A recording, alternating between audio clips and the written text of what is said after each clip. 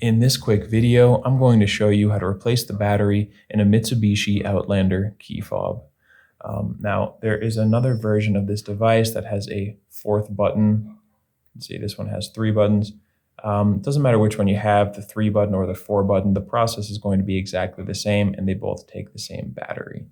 So the whole process will take you under 5 minutes, and the only things you'll need are a regular flathead screwdriver and one CR2032 battery.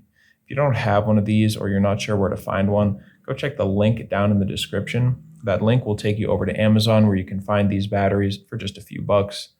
And then once you have everything you need, you can just get started. If you look on the bottom of the device, you can see there is a slot right there, right along the seam in the plastic. What we want to do is just insert our screwdriver into that area and twist until you feel the 2 halves of the device come apart. And now we have access to the battery, and with the same tool, we're going to pry it out. So you can see up in the corner here, there is an opening, kind of a space. We're just gonna put the corner of our flathead down in there, get under the battery and gently lift it up. And from here, you can just slide it out. You might not want to just keep prying from here because you could damage these 2 plastic tabs. So I like to just get it out a little bit and then pull it out with my fingers.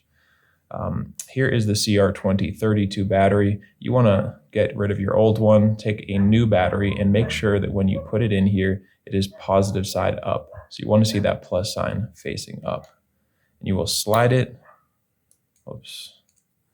You will slide it first under these 2 plastic tabs and then push in on the opposite side, and then it will sit flat in there and be nice and secure for when we put it all back together.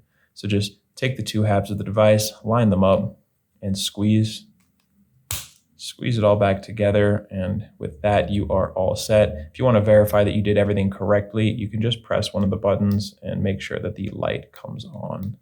And if it does, you did a great job and you are good to go. So I hope this video was helpful for you, and if it was, feel free to let me know down in the comments just so we can get some of your feedback. It's always great to hear your feedback. You can also do that just by giving the video a like. And if you ever need help with another key, you can come back here to this channel. We have you covered with tutorials like this one for the key fobs for almost every make and model out there. And you can also get all of this information and more over at our website, FobBattery.com.